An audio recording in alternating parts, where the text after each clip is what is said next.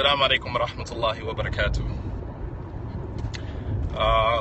I'm driving, but I felt like this would be a good time to open up discussion. The discussion is taming the desire. So just some random thoughts that I had in my mind I wanted to kind of share with everybody while I was driving. Some people think that by getting married, they never have to worry about zina. They never have to worry about committing fornication or adultery. I beg to differ. Marriage doesn't tame the desire. I don't know if you guys differ with me. If you see it differently, then you can feel free to comment. But based upon what I know from Islam, marriage doesn't tame the desire. It gives you a healthier option, a more halal option, but the desire is still there. What tames the desire is the heart, not marriage. All right, and I'll give you two references from the Sunnah to justify my point. Number one, the Prophet sallallahu alaihi wasallam, he said, "إذا خرج أحدكم من بيته فرأى ما يحرك شهوته فليأتي إلى امرأته فإنما معها ما معها." The Prophet ﷺ, he said that if one of you exits his home and he sees something that begins to arouse the desire, right? Showing you that the desire is there. He said if one of you leaves out of his home and he sees in the streets what causes his desires to be aroused, then let him go home to his wife. فَإِنَّمَا مَعَهَا مَا مَعَهَا. For indeed she has what she has. What does that mean? She has what she has. Does that mean that your desire is going to be tamed? No. But what you saw in the street is haram, and what you have at home is halal. Giving you a more healthy halal option. The desire is still there. The Prophet ﷺ never said anything about the desire. He's giving you a healthy option to satisfy the desire. Hence the dua of the Prophet ﷺ where he said, Allahumma kfini bi halalika an haramika. Oh Allah, make the halal sufficient for me so I don't need the haram. Oh Allah, make the halal sufficient for me so I don't need the haram. So marriage, many brothers and sisters are self-deluded because they think that when I get married, khalas, my desires are tamed. I don't need, zina, I don't need fornication or adultery. And then lo and behold, you find yourself after marriage still desiring, other men or desiring other women for men and women. Because you are self-deluded into thinking that marriage tames the desire. Marriage does not tame the desire. It gives you a healthy option.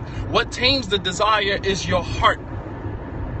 Understanding, that your desires are not, in sync or aligned with the revelation of Allah subhanahu wa ta'ala. So your job, the job of the heart, is to make sure that your desires are aligned with the revelation of Allah subhanahu wa ta'ala. The Prophet sallallahu alaihi wasallam, and I'll give you the reference for that. And then I want to hear your thoughts. The Prophet sallallahu alaihi wasallam, he said, "Inna fil jasadi la mudgha. Idha salahat, salaha al jasadu kullu, wa idha fasadat, fasada al jasadu kullu, ala wa hiya al qalb." The Prophet ﷺ said that in the body there is a lump of flesh, that if that lump of flesh is sound, if it's healthy, then the rest of the body will be sound and healthy. But if that lump of flesh is corrupt and unhealthy, then the rest of the body will be corrupt and unhealthy. And indeed, that lump of flesh is the heart. It's the heart. It's not marriage. A brother can marry 2, 3, 4 wives and still desire another wife, still desire another woman. A woman can be married to a man, happily married, but still have not been able to maintain her fear of Allah subhanahu wa ta'ala and still desire another man. Marriage does not tame the desire. And I understand that some of you guys are posting some things that this conversation is a little, above your pay grade. I get it. Some of you are a little too immature for this type of conversation. And so, the comments that you're posting on Periscope is a testimony to that. Is indicative of your immaturity. You might want to find another Periscope. This Periscope here is for grown folks. You might want to find another Periscope. Nonetheless, I just wanted to share that. Just a random thought. I was posting something on Twitter, and I figured since I was driving, and my drive is probably another 30 minutes, so I figured I would just open up the Periscope and I would just kind of spark this conversation. I don't know if there's somebody out there that disagrees with me, or you know, stop thinking that when you get married, khalas, you'll never have to worry about your desires anymore. What is my opinion on free mixing? My opinion will always be about anything, whatever God says. Whatever Allah says, that's my opinion. What's my opinion on homosexuality? Whatever God says. What's my opinion on free mixing? Whatever Allah says. Whatever Allah says, that's my opinion. So you never have to ask what my opinion is, because my opinion really doesn't matter, honestly. My opinion really doesn't matter. My personal opinion really doesn't matter. The problem is to determine what Allah says. Nah, what Allah says is very clear. There are only a few ayats in the Quran that are ambiguous. Most of the ayats in the Quran are very clear.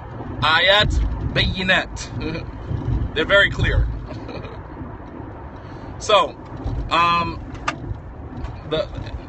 so it's not to determine what God says. The Quran are very clear. Now, the Quran is unlike any other holy scripture. The Quran is very, very... No, my wife is in the car with me. She got me. I'm good. Don't worry about it. The Quran is very clear, unlike other holy scriptures. All right? So, I want brothers and sisters to think. You respectfully disagree? Okay, cool. That's cool. I don't know from what angle you disagree, but I would love to hear your thoughts. I would love to hear your thoughts. When you look at the different books of tafsir, most of the books of tafsir, or an explanation of the Quran, most of the books of tafsir point to the same things. The scholars, when they differ on the ayats in the Quran, is not differing as it relates to the root of the understanding. Some of their differing goes back to the story that was behind the revelation of the ayat, but the ayats are pretty clear. They're very clear. Even in the Bible, it says God is not the author of confusion. Right? And Allah says in the Quran, لَوْ كَانَ مِنْ عِنْدِ غَيْرِ اللَّهِ لَوَجَدُوا فِيهِ اخْتِلَافًا كَثِيرًا, that if this book was from other than God, then you would have found in it much contradiction. The Quran is very clear. Okay, so back to my point. My original point was that brothers and sisters need to stop being so self-deluded into thinking that because you're married, you're not going to have these desires are not going to pose an issue for you anymore. I beg to differ. Okay, if you know that what the problem is that the heart, what is the best way to correct the heart? Good question. Good question. So what is the best way to correct the heart? You can start by correcting the start of correcting the heart is to connect it to Allah subhanahu wa ta'ala. The Prophet sallallahu alaihi wasallam used to supplicate, Allahumma ati nafsi taqwaha. Oh Allah, give my soul, give my desire, give my lowly desire its taqwa. Give my soul the taqwa. Wa anta waliyuha wa mawlaha. For you are its guardian and you are its protector. Wa anta khayru man zakkaha. And you are the best of those who can purify my soul, purify my desire. So to start with connecting your soul, connecting your desire to Allah subhanahu wa ta'ala, ask Allah subhanahu wa ta'ala, ati nafsi taqwaha. Give my soul, give my nafs its taqwa. Anta khayru man zakkaha. You are the best of those to purify it. Wa anta waliyuha wa mawlaha. And you are its guardian and you are its protector. Ask Allah subhanahu wa ta'ala to, bring islah to your qalb, bring rectification to your heart. Learn how to work towards, rectifying what is in your heart. That's number one. That's the starting point.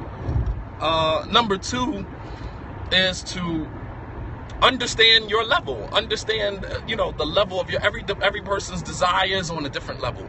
The Prophet sallallahu alaihi wasallam, some of us came into Islam, not that bad, not that bad off.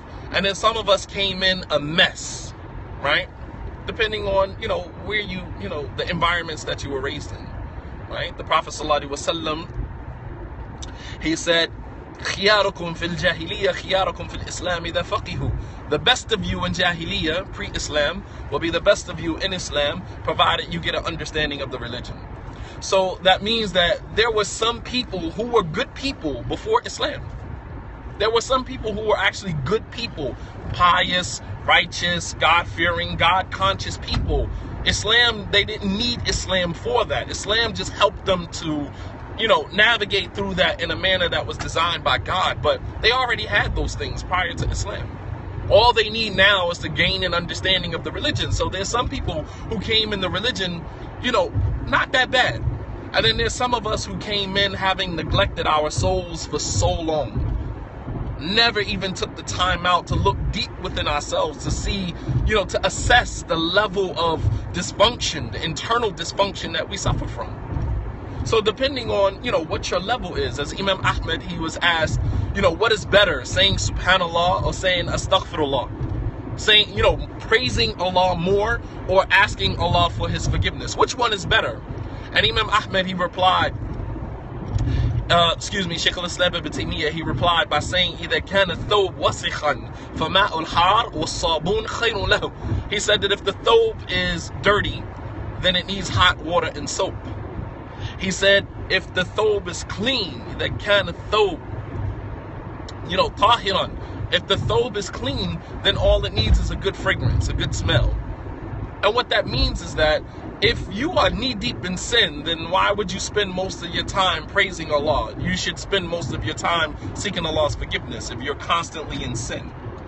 However, if you're not the type of person that is, engrossed in sin all the time, then it probably would be better for you to spend more of your time praising Allah subhanahu wa ta'ala. So, but as the scholars say, al-insan tabibu nafsi, that every human being is his own doctor. You know what your ills are, and therefore you should know what your remedy is. Right? You know what your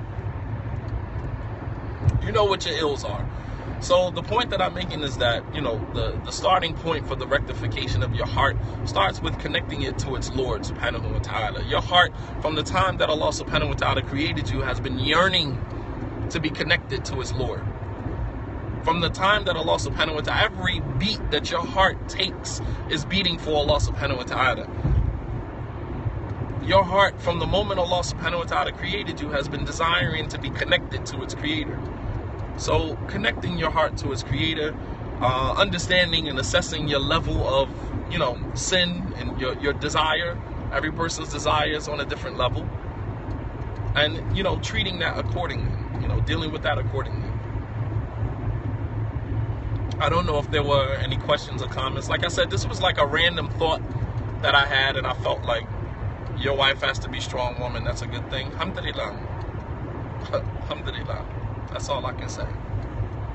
I'm a reflection of the women that are behind me. Alhamdulillah.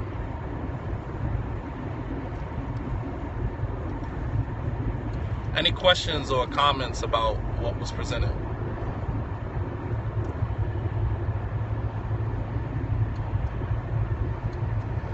So not to think that because, you get married, that's all you need to do. Marriage doesn't take away natural feelings. It's a discipline and commitment to Allah and your spouse. Absolutely. Absolutely. There's a discipline. That's the key word. To discipline yourself. To discipline yourself.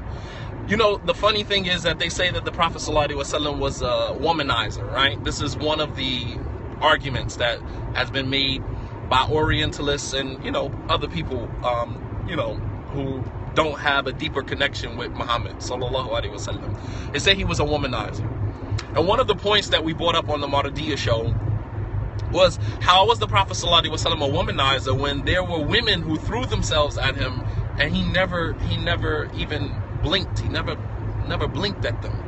There are narrations on more than one occasion where women would walk up to the Prophet ﷺ and ask him for marriage, ask him if he had any desire for them, and the Prophet ﷺ would just turn his head away, not even acknowledge them. And this is a man who had multiple wives. So can we say that it was his multiple wives that disciplined him to the point where he turned his eyes away from women? No, it was the disciplining of his soul. It had nothing to do with marriage. Evidenced by the fact that he married multiple women. He married multiple women. So that's proof that marriage does not tame the desire. And then he focused on a 9-year-old girl and decided to marry her. I mean, are you American? Just 60 years ago in America, how old was the average marriage here in America? How old were your grandparents when they got married? The average age of marriage in America 60 years ago, just 60 years ago, was 13. My grandparents got married at 13. So we're talking about 1,430 something years ago. Come on now. I mean, like, if you're going to jump on here and make a comment, oh, he married a girl that's 9 years old. First of all, it's based upon culture. In their culture, even to today, in our culture, marrying women young is part of their culture. And you are not supposed to understand somebody else's culture. That's Allah subhanahu wa ta'ala created us in different nations and tribes so that we may gain a deeper understanding of different cultures. My grandparents got married at 13 right here in America, the most technologically advanced society in the world. All right, then, so marrying somebody at 13 years old, does that make it right? That's what people did. You weren't living during that time. You don't understand the culture. The cultural dynamics that made the culture what it is. So, I mean, come on, man. You know, oh, he married a girl at 9 years old. Come on, that argument is weak, man. More flimsy than the house of an ankabut. More flimsy than the house of a spider. How do you converse with a spouse about having a balance with work and home? Yeah, you know what? Marriage is honorable. At least they did get married. We got 10, 11-year-old girls right here in America having sex, and that's okay.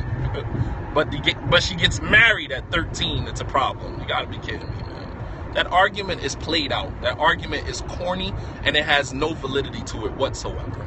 Anybody who opens their mouth with that argument, you know, you better be willing to deal with the consequences that come along with that, because it's not even a valid argument anymore. And I pray that Muslims understand how to defend the Prophet ﷺ when those arguments arise. Learn how to defend. Don't shut down when someone say, oh, he married a woman at... No. Don't talk about infidels and converting to Islam. Stay on the point that you made, that he married a woman. Don't be a moving target. Now, let me hand you your behind. Let me hand you your behind first before you move on to another topic. Okay? You know, brothers and sisters, please learn how to defend the Prophet ﷺ when these arguments come up. It's a frivolous argument. It's weak. It's a weak argument. All right. Just 60 years ago, right here in America, the average age of a marriage was 13. Okay.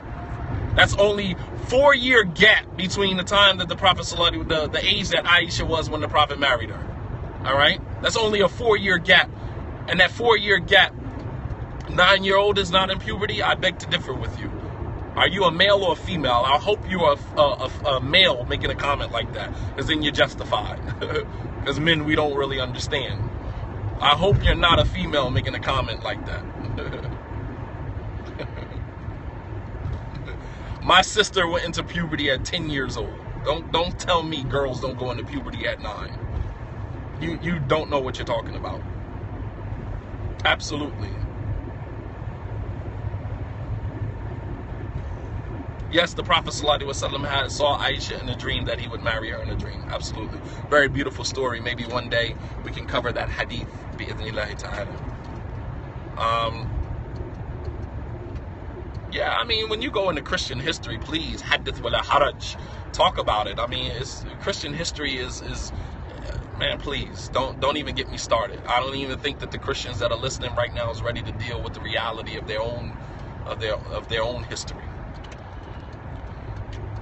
Honor killing, there is no honor killing in Islam. So I can't explain to you something that's not a part of our religion. That's part of somebody's culture. There's no honor killings in Islam. There's honor killings that are connected to people's culture. It has nothing to do with the religion of Islam.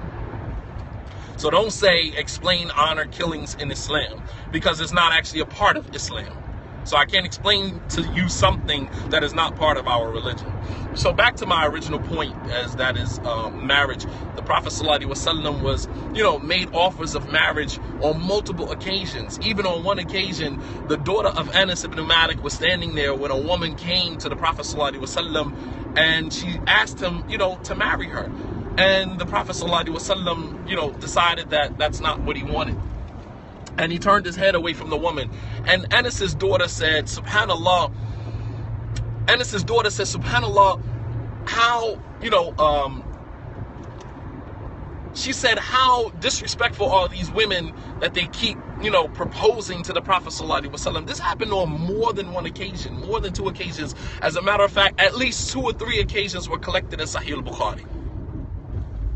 At least 2 of those occasions, 3 of those occasions were collected in Sahih al-Bukhari in the chapter of marriage.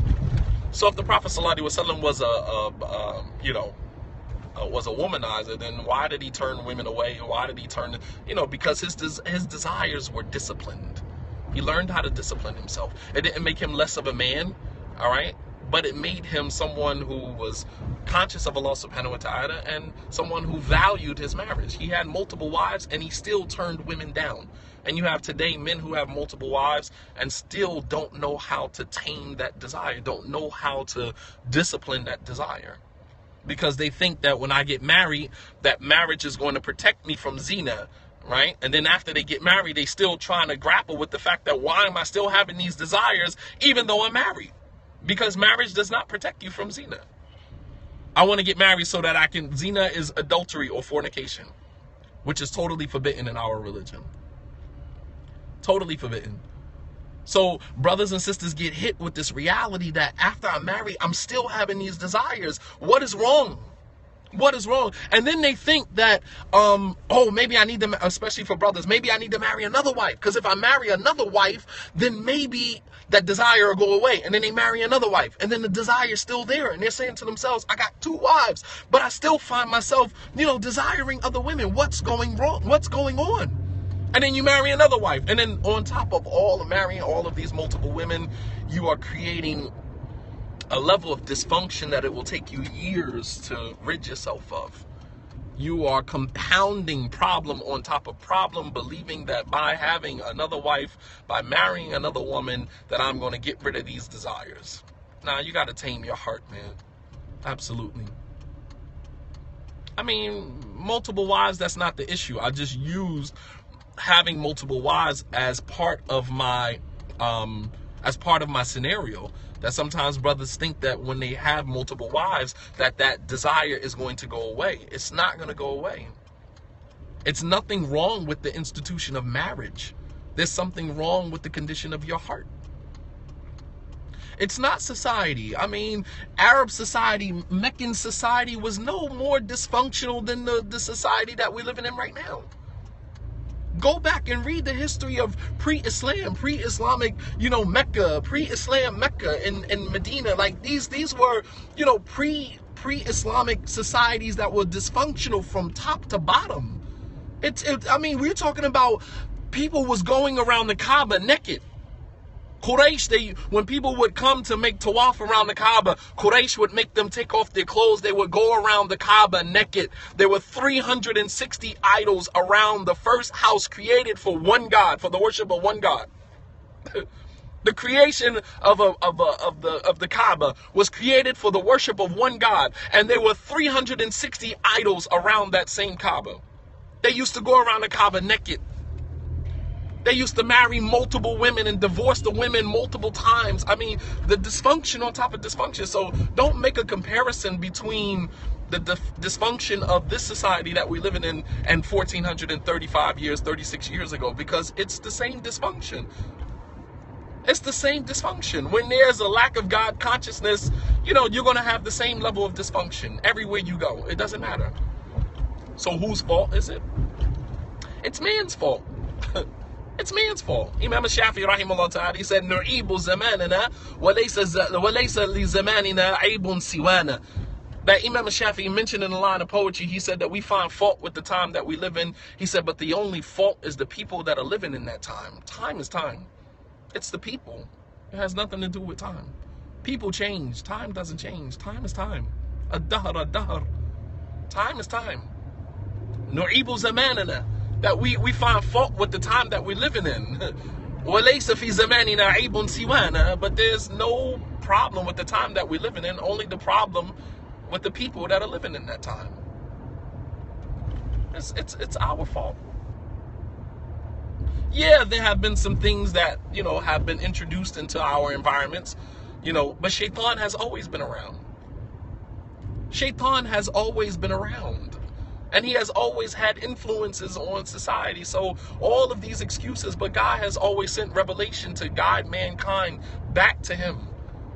And today we found other alternatives, Shaitan has found a way today to give us alternatives. Instead of the Quran, we have music, we have nasheed, we have, instead of, revelation, we have, meditation and all these other alternatives that Shaitan has found a way to feed us just to keep us away from, our true connection to Allah subhanahu wa ta'ala.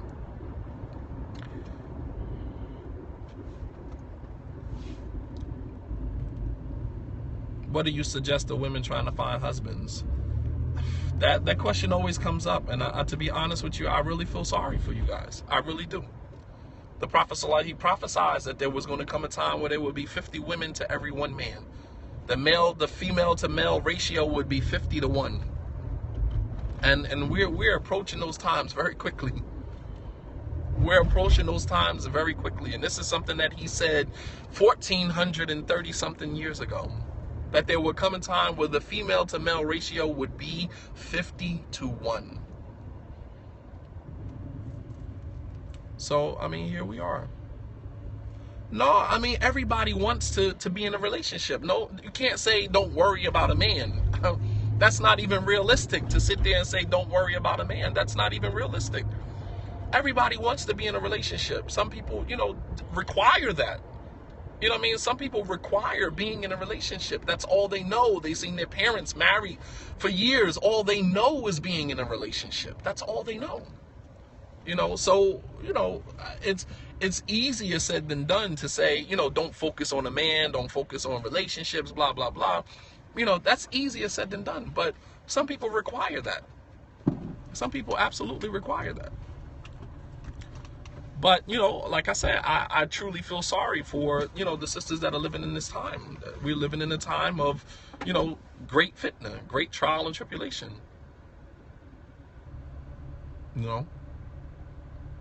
Even the men that are out here, even if you find a husband, there's no guarantee that he actually meets the criterion of being called a husband.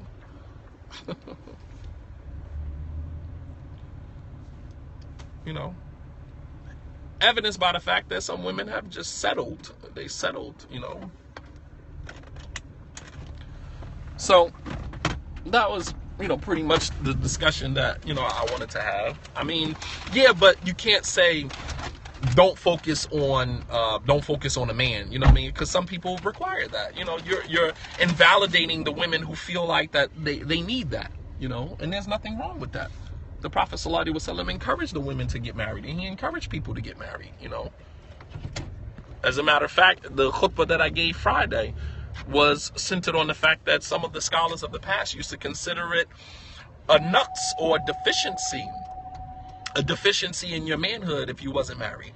As a matter of fact, Umar who saw a man and asked him, was he married? And the man said no. And Umar said that you're not married for one of two reasons. Either anta ajiz or fajr. You're either, don't have the ability to get married, or you're a fajr. Or you're just a corrupt individual who's looking forward to committing zina.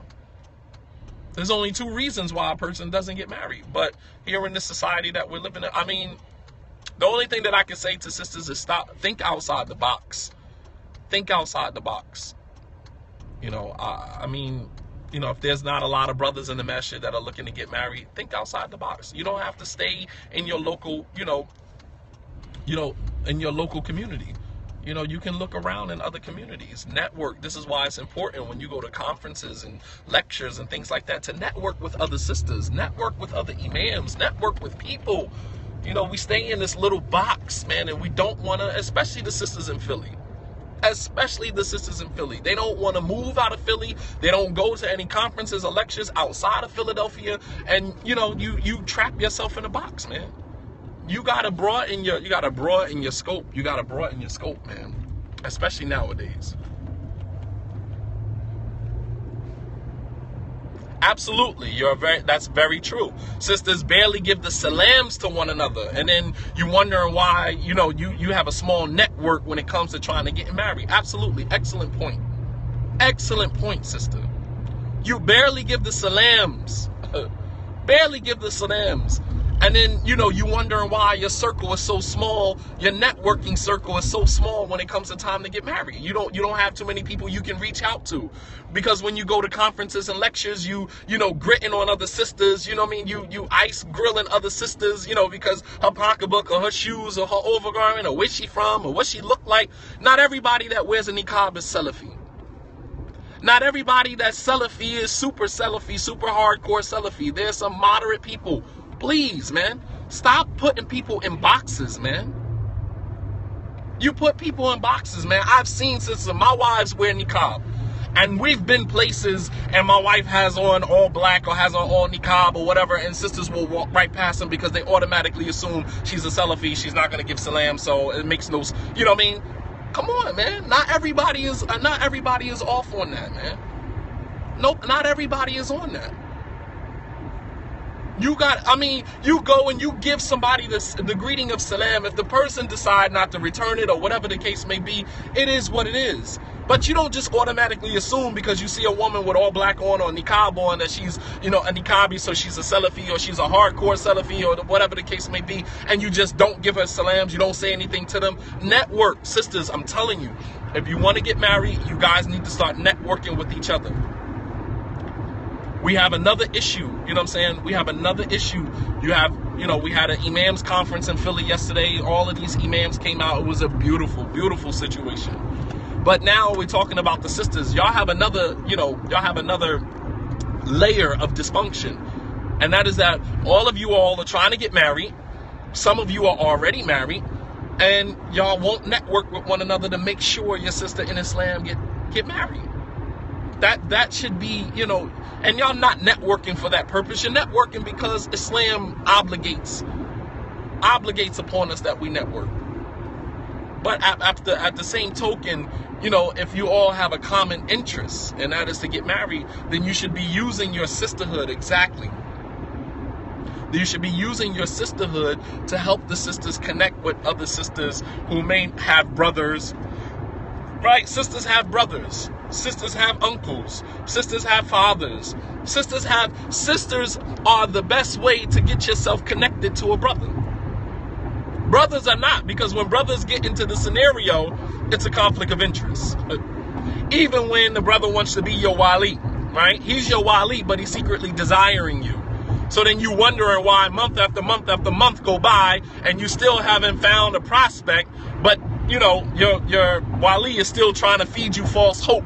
Inshallah, we're going to find somebody. He ain't trying to find you nobody. He wants you for himself. It's a conflict of interest, man, when a man gets involved. Sisters, y'all should be networking with each other. Y'all have brothers, y'all have cousins, y'all have uncles, y'all have fathers. Y'all are the connection to the men in the community. Why are y'all not networking with one another to make sure that all of you get married? Men raised with no male figure can be challenging also in today's time. That's a whole nother issue. Because even some men that you may consider weak, one person's trash is another person's treasure. So we're not even going to argue that. We're not even going to argue that. One man's trash is another person's treasure. So when you might look at a brother and say, he too weak for me, I don't want him. My sister might say, that's exactly what I'm looking for. You might say, he too weak for me, I don't want no weak brother. Another sister might say, that's exactly bullseye. That's exactly what I'm looking for. And be content. So that's not even an argument. We're not even arguing that point because, that's neither here nor there. I'm a lion. If you were a lion, you wouldn't have to say that. Check yourself, man. You ain't got to do that, man. White lives matter. You ought to be ashamed posting that. You ought to be ashamed posting that. White lives matter. White lives have always mattered and only mattered. That's why we in the damn predicament we in right now. Obviously white lives matter, which is why black lives don't matter.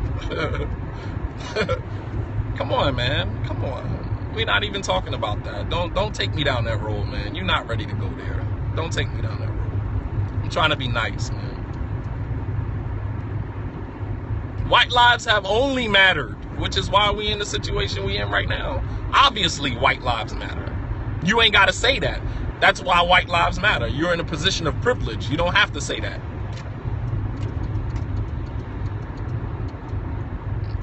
Anyway, so I think sisters need to do better with the networking with one another to help one another get married.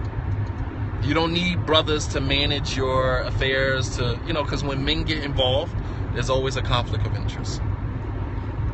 How do you increase your iman at work? Take the Quran with you to work.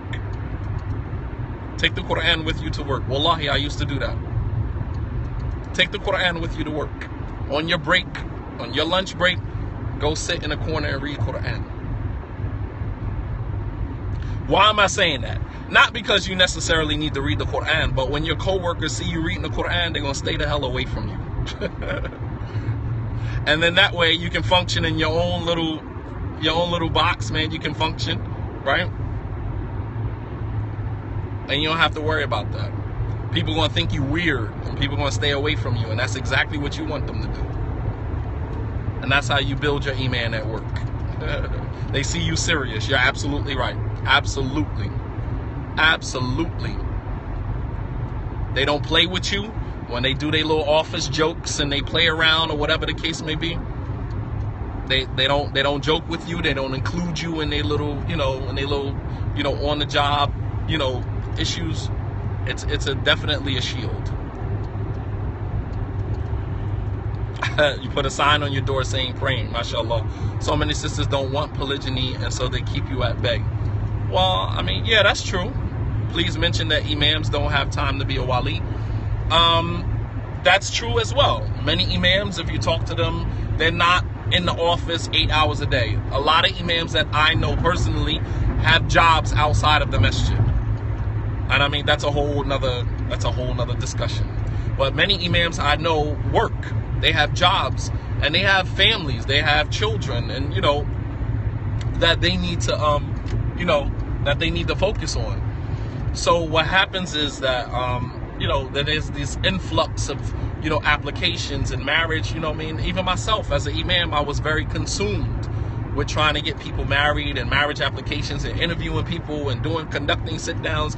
That's a whole, an imam needs an assistant. He needs somebody to assist him in that endeavor, and a lot of times imams can't find trustworthy brothers who are trustworthy enough to honor, the system or the institution of marriage, to honor, the women and the men that are, imams are not cut from that anymore, man.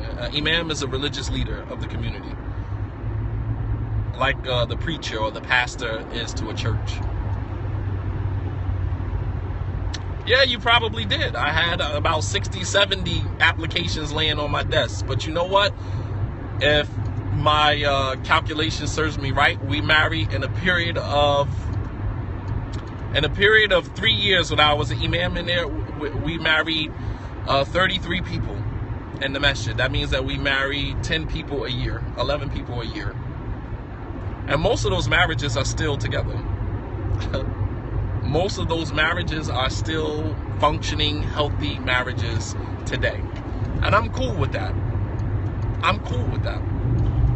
To know that, 30-something people that I married are still married or still have, connections or whatever the case may be, to know that I was a part of that. As opposed to you marry 50 people in a year and only one of those marriages are still standing. You know what I mean? It's not about quantity, it's about quality. It's about the quality of the marriage.